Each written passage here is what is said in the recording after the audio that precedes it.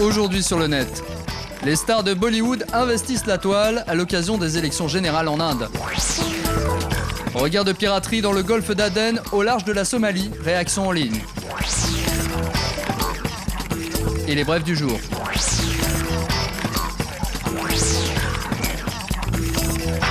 Au moment où débutent les élections générales en Inde, les acteurs et les réalisateurs du pays se mobilisent sur la toile pour inciter la population à se rendre aux urnes. La campagne Jagore, qui signifie « Réveillez-vous », met ainsi en scène plusieurs stars du cinéma indien. Ici, Sonyam Kapoor explique aux jeunes électeurs que voter, c'est faire entendre son opinion. Le réalisateur Rakesh Omprakash rappelle, lui, que chaque vote a son importance, en citant l'exemple d'un scrutin qui s'était joué à une voix d'écart. De son côté, l'acteur Amir Khan a prêté son image à cette ONG chargée d'observer les élections. Objectif de cette campagne en ligne, inciter les électeurs à s'informer sur les candidats et à faire un choix réfléchi lors du scrutin. Et selon ce blogueur, la mobilisation de ces vedettes pourrait être expliquée par les attentats de Bombay en novembre dernier. Ces attaques auraient fait prendre conscience à de nombreux Indiens, et notamment aux stars, de l'importance de s'investir dans la vie politique.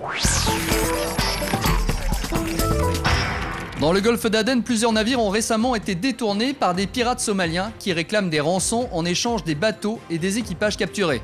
Une recrudescence des actes de piraterie qui fait réagir la toile. Sur cette carte disponible en ligne, le Bureau maritime international a ainsi recensé plus d'une centaine d'incidents depuis le début de l'année, la plupart ayant eu lieu au large de la Somalie. Les pirates utilisent souvent des vidéos pour accompagner leurs demandes de rançon, et l'une d'entre elles vient de faire son apparition sur le net. Tournée à bord d'un cargo turc relâché en janvier dernier, elle montre des hommes armés en train de patrouiller dans le navire en attendant le versement de la rançon. Et de nombreux internautes s'interrogent aujourd'hui sur l'identité et les motivations de ces pirates.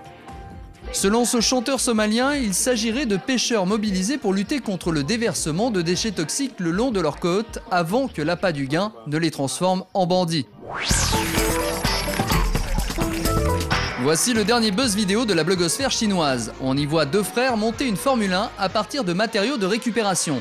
Ou comment une structure de lit et quelques tuyaux accompagnés d'un vieux moteur peuvent se transformer en bolide qui, contrairement à une vraie Formule 1, ne peut rouler qu'à 170 km/h.